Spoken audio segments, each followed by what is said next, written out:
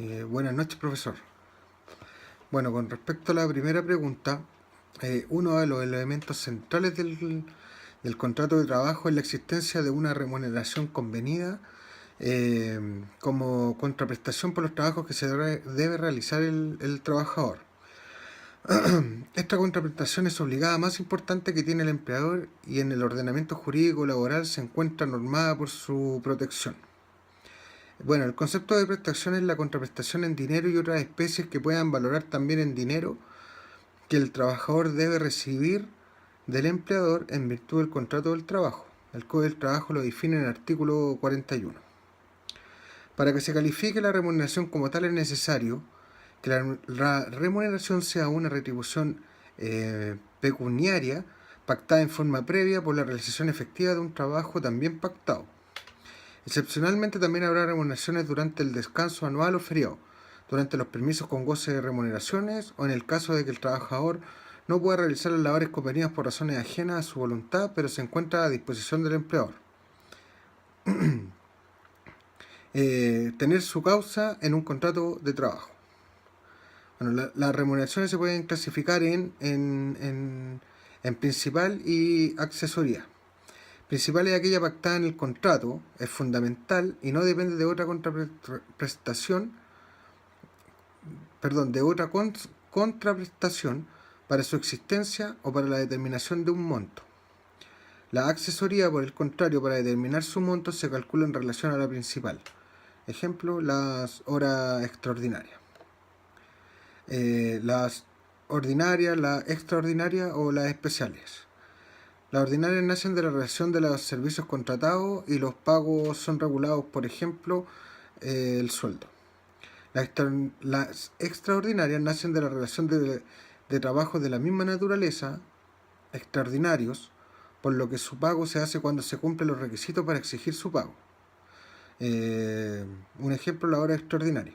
Y por último, las especiales, como su nombre lo indica, se dan u originan en situaciones y condiciones especiales, como los aguinaldos. Bueno, las fijas, las variables o las mixtas. La fija es aquella que se le paga al trabajador en forma periódica, no varía en su monto. La variable es la que entre un periodo y otro puede cambiar en su monto de acuerdo a lo que se haya estipulado en el contrato.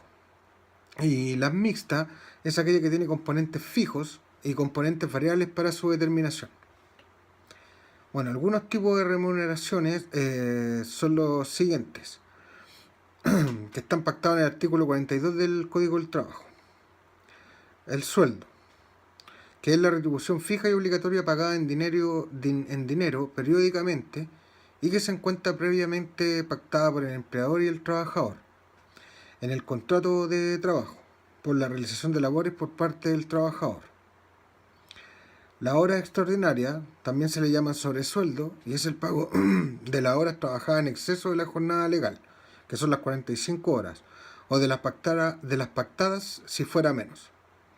El pago de estas horas se calculan de acuerdo al sueldo convenido por hora con un recargo del 50% y se pagan en conjunto con el sueldo. Sin embargo, no existe limitación jurídica para que las partes convengan un recargo mayor del 50% para calcular el pago de estas horas. La comisión. Este es un porcentaje sobre el monto de las operaciones que efectúa la empresa con la ayuda del trabajador y está subordinada al monto de estas operaciones de giro de la empresa. No puede estar condicionada por elementos externos a las partes del contrato. Su nacimiento solo se subordina a la existencia de la labor del trabajador pactada en el contrato. Participación.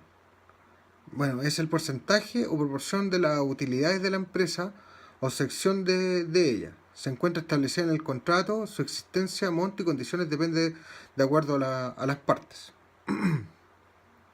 La gratificación corresponde al porcentaje de las utilidades de la empresa con que se beneficia el trabajador en su sueldo.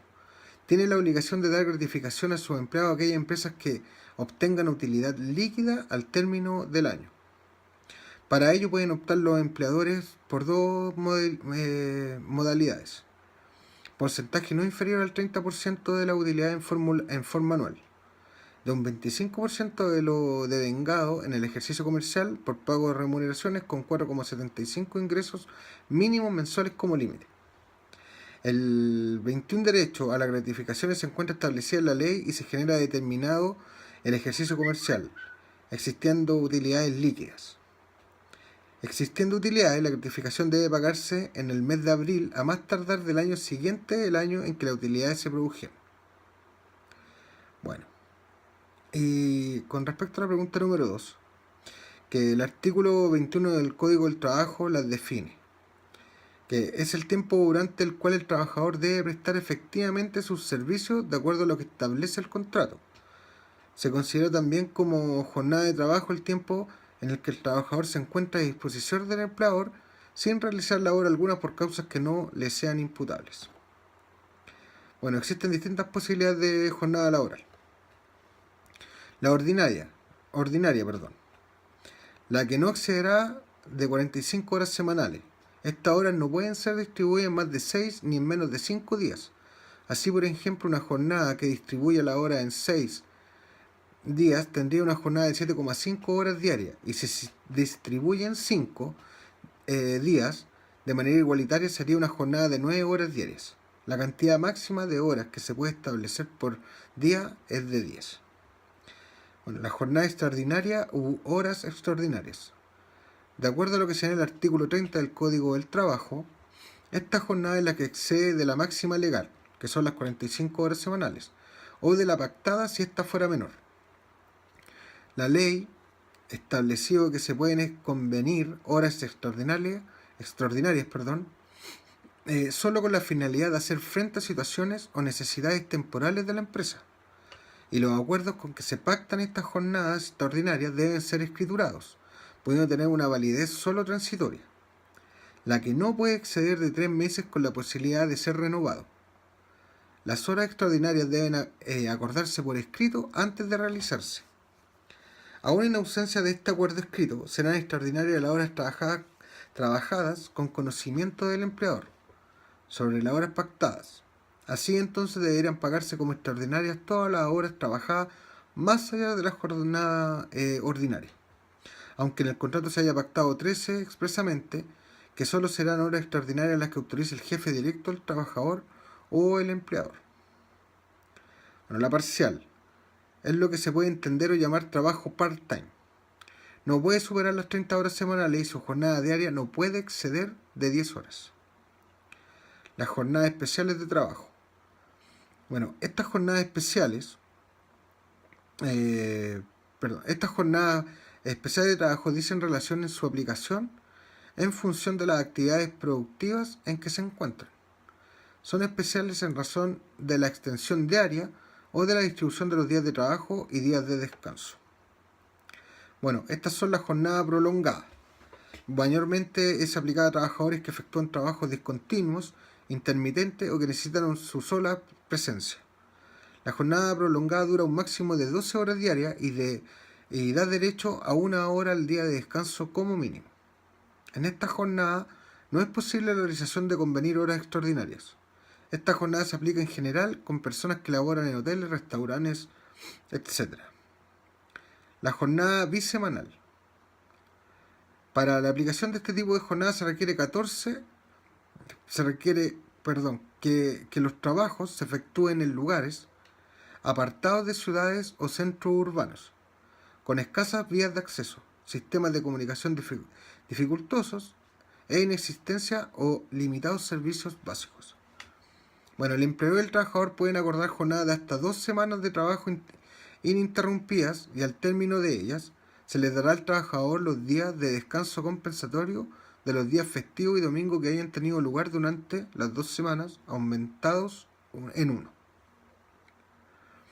Bueno, el artículo 22 del Código del Trabajo señala que los trabajadores a quienes no se aplica la limitación de la jornada de trabajo, indicando a los que trabajan para distintos empleadores, gerentes, administradores, apoderados con facultades de administración, y los que trabajen sin estar sometidos a fiscalización superior inmediata, también los empleados que realizan sus funciones en sus casas o en lugares elegidos por ellos, agentes comisionistas y de seguros, vendedores y viajeros, cobradores y similares que no cumplen sus funciones en el local donde se encuentra la empresa.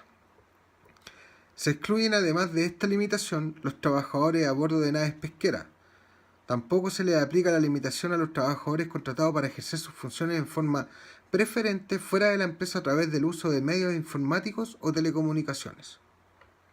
Bueno, finalmente la jornada de trabajo de los deportistas profesionales y los trabajadores que realizan labores conexas las organizará el cuerpo técnico y las entidades deportivas profesionales que correspondan, considerando la naturaleza de la actividad deportiva de que se trata y teniendo en cuenta límites que sean compatibles con la salud de los deportistas.